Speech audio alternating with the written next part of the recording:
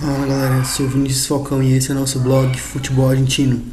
Bom, ontem não deu pra fazer o vídeo, eu acabei dormindo cedo e como eu costumo fazer o vídeo tarde, não deu pra fazer o vídeo, mas hoje eu tô de volta. Creio que hoje ou amanhã eu lanço o vídeo que seria de ontem, especialmente essa semana vai ser no meio da semana que eu vou lançar o vídeo de memória e eu não vou interromper os vídeos normais que eu já faço normalmente. Então eu vou lançar dois vídeos num dia. Pode ser que eu faça isso hoje, mas pode ser que eu faça amanhã. Eu tô pensando em fazer isso amanhã de manhã porque eu não comprometo tanto a visualização desse vídeo. Aí eu solto o vídeo amanhã de manhã, um vídeo amanhã mais tarde, um pouco, tipo, de noite e outro vídeo de manhã. Acho que eu vou fazer o vídeo depois daqui, ou de memória.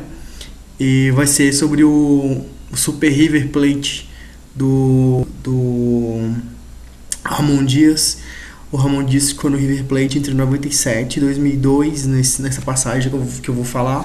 Eu vou dar um enfoque maior sobre o título da Libertadores, da Supercopa e 5 campeonatos argentinos, né? Vou comentar um pouco sobre isso, mas o foco mesmo vai ser sobre o time que foi tricampeão da argentino, ganhou dois campeonatos clausura, que é no começo do ano, e o Apertura, que é no meio do ano. Em 96 foi bicampeão e tricampeão em 97, no Clausura de 97, que se não me engano foi isso. É muito interessante, o time foi 3 vezes seguido campeão argentino, nos campeonatos que eram campeonato de meio de turno, de jogo, de um torneio com 20 times, eles membravam em 2 campeonatos, né? Cada turno era um torneio separado, o Apertura e o Clausura. Mas hoje eu não vou falar sobre isso, né? Só tô dando aqui uma pequena degustação aí pra vocês sobre o que eu vou falar no quadro de memória que eu vou lançar. Eu acho que vou lançar mesmo amanhã de manhã. Amanhã até umas 11 horas no máximo esse vídeo vai estar aí disponível para vocês no meu canal.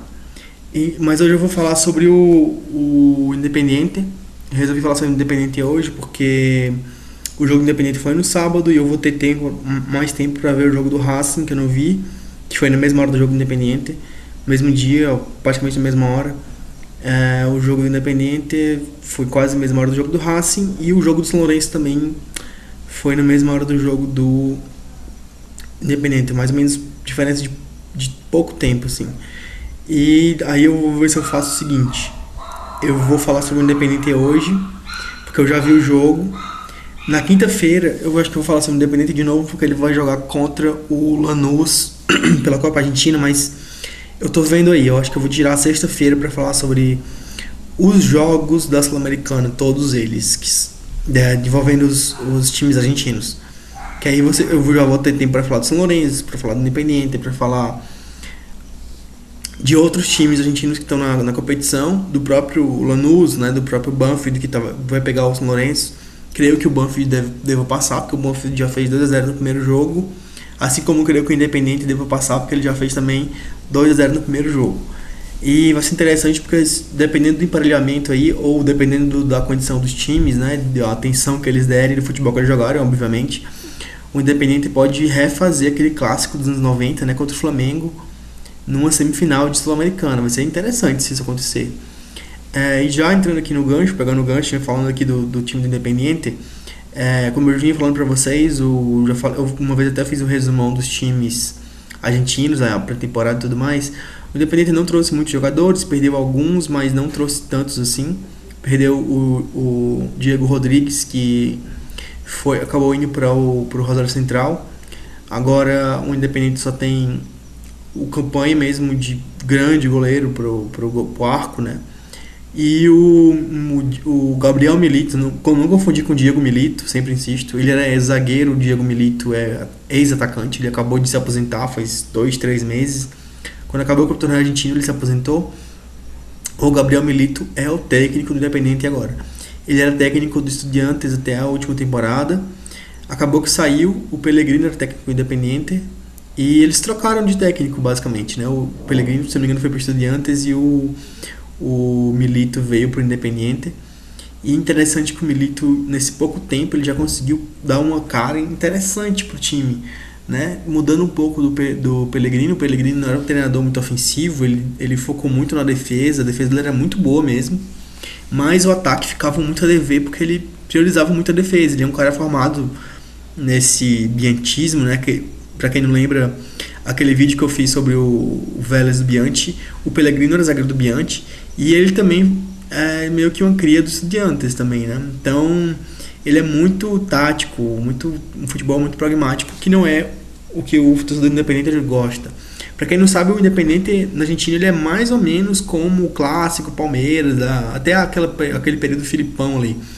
Até aquela época do Filipão, o próprio Filipão reclamava muito antes dele começar a ganhar títulos no Palmeiras, porque no Parque Antártico antigo, né, que agora virou arena, mas no antigo Parque Antártico, a torcida reclamava muito, mesmo o time ganhando, porque o time não jogava bonito. Ou seja, para a torcida do Palmeiras não basta vencer, precisa jogar bonito. A mesma coisa da torcida do Independente. E mesmo hoje, com o time em crise, caindo para a Série B e tudo mais, eles pedem muito o enganche, camisa 10, clássico. Não se admite que o time jogue defensivamente de jeito nenhum. Mais o time, a torcida pode até aplaudir o time perdendo, desde que ele perca, jogando bonito, buscando gol, tocando, enfim, desde que seja um futebol vistoso. E já aconteceu no Independente vaiar o time ganhando, né? Mesmo ganhando, porque o time jogou feio, jogou pragmaticamente, né?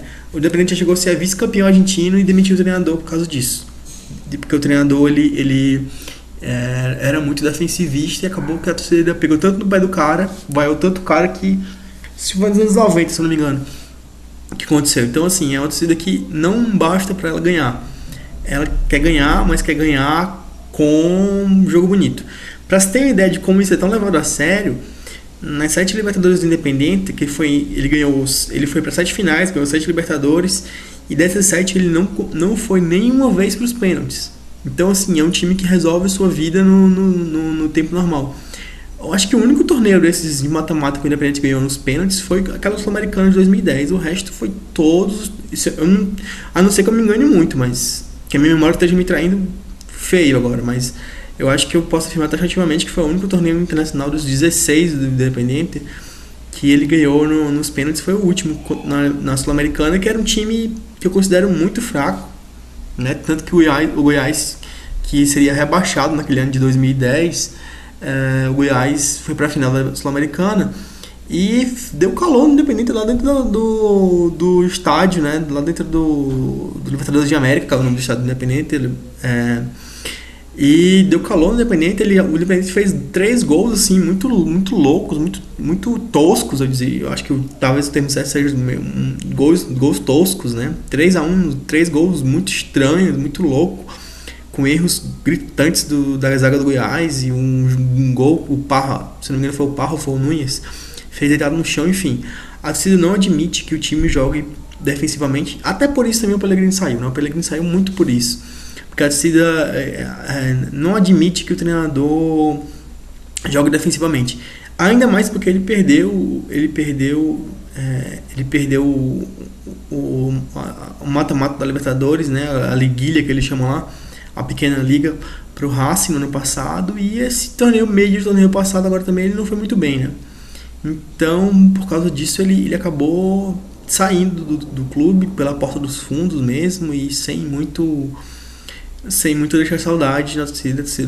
Quis que ele fosse embora, não renovaram o contrato dele, a diretoria, porque acabava agora no meio do ano, e acabou que ele fez um trabalho de 1 ano e foi embora, né?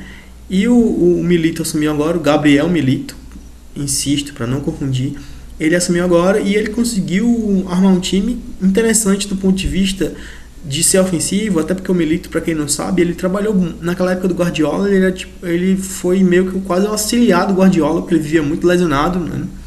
Ele tinha feito uma temporada fantástica pelo Espanhol, acho que foi 20 milhões de euros que o Espanhol comprou, o Milito, ou o Barcelona comprou ele ao Espanhol, né? Ele com 19 anos já era capitão do Independente, para vocês terem noção. Ele foi o capitão do último título nacional do Independente, em 2002.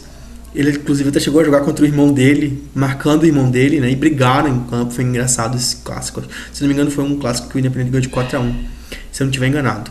Enfim, o Milito, ele absorveu muito dessa questão do Guardiola, mas eu acho que ele... eu não vou dizer que ele não está conseguindo reproduzir igual, mas eu acho que ele tem uma personalidade também. Ele não é simplesmente uma cópia, uma xerox, vamos dizer assim, do Guardiola. Ele não é uma simples cópia do Barcelona do Guardiola, ele não quer fazer isso, né? Eu vejo que ele também tem suas, como é que eu vou dizer, suas pitadas de personalidade no time. Até porque também ele não tem aqueles caras que o Guardiola tinha, né? Vamos ser sinceros que está muito longe disso, né? Então ele precisava dar os condimentos que o time precisa para ganhar o jogo também. Não adianta você querer ser o Don Quixote contra os moinhos de vento num futebol onde se você tiver 3, 4 resultados negativos, você acaba saindo. Então ele começou inclusive perdendo na Copa Argentina, né? Saiu já da Copa Argentina antes de começar o campeonato propriamente dito, mas ganhou 2 primeiros jogos, né? Ganhou o primeiro jogo do Belgrano e o segundo agora do Godoy Cruz. O primeiro do Belgrano foi 1-0 e esse agora de 2-0. Então ele tem saldo de 3, não tomou nenhum gol, interessante também isso, porque apesar de ser um futebol ofensivo, vistoso do meu ponto de vista, é um futebol que seguro, que não toma gols, que mantém muita posse de bola, ele prima muito pela posse de bola, tem muita pressão ofensiva, né? E é um time organizado a partir de 4-3-3 um pouco, tanto quanto diferente, do meu ponto de vista. Porque os homens, vamos dizer assim, ele tem um camisa 5, vamos dizer assim, tem 2 meias à frente desse camisa 5, 2 pontas e o número 9. Só que eu penso que esses 2 meias, eles trabalham um pouco diferente do que trabalhava, por exemplo, o Xavi e Iniesta. O Cebola Rodrigues, que é o meia pela esquerda, que seria, guardadas as proporções, eu estou falando de posição, né? Jogar ali na posição, na prancheta, digamos assim, que o Iniesta jogava. Não estou falando que ele desempenha a função do Iniesta, porque ele não tem característica de... Nem por característica, não estou falando nem de qualidade, que abissalmente não tem nem comparação.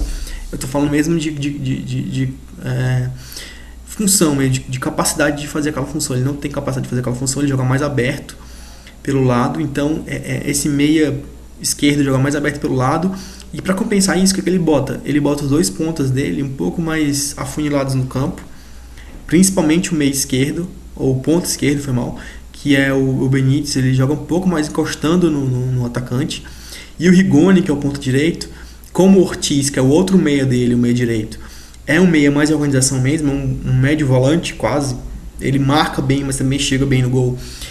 Como o Ortiz, ele tem essa capacidade, ele não abre muito pelo lado, e como também o Toledo, que é o lateral esquerdo dele, não é lá esse cara de apoio, então ele abre o Rigoni pelo lado direito. O Benítez se aproxima um pouco mais do Vera, porque o Vera também circula muito no campo. Ele não é aquele novo paradão de área, mas também não é um falso 9, né? Vamos ser bem sinceros.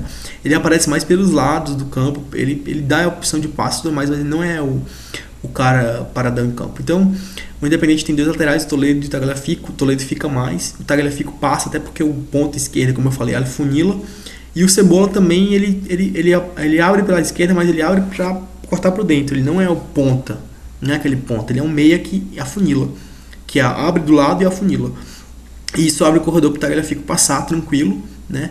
Na zaga ele está colocando o Figal, ele está abrindo mão do Peixerano, e o Cuesta, que foi até para a seleção argentina agora na Copa América, jogou bem, até fez até gol, e o Campanha no gol. Então esse time base do Independente é interessante porque ele tem várias opções de esquema.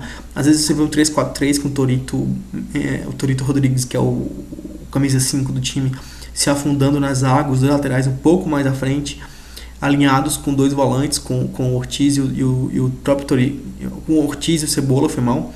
O Cebola entrando um pouco mais para dentro, e o Tagliafico e o Toledo abertos nos lados, e os 3 na frente. Mas é um sistema que é muito mutante, né? Eu vejo pitadas de 3-4-3, mas vejo de 4-1-4-1, de 4-2-3-1, 4-2-4 também. Algumas vezes eu vejo um 4-2-4 também nesse time. Enfim, é um time muito mutante. Interessante também o trabalho do Torito Rodrigues, está muito, muito forte o cara, muito bom volante, e está dando aquele passe de saída de bola interessante para garantir pro Milito uma saída limpa. E outra coisa também, tem um cara na base independente que provavelmente ele ao menos que ele caia muito, né, mas ele tá subindo agora, fez um gol no último jogo, que é o Barco. Esse aqui é ele, Barco. Ele fez um gol no último jogo na pressão na saída de bola, trabalhar a bola, não foi um golaço, mas é interessante ver um cara da base que desponta muito. O Milito tirou ele lá do sub-18, eu acho, e puxou pro profissional. Então, era basicamente isso. Independente tá no caminho aí, a gente vai analisar melhor depois. Quinta-feira tem jogo. Ficamos por aqui. Eu sou o Vinícius Falcão, esse é o canal Futebol Argentino. Um abraço, galera. Falou.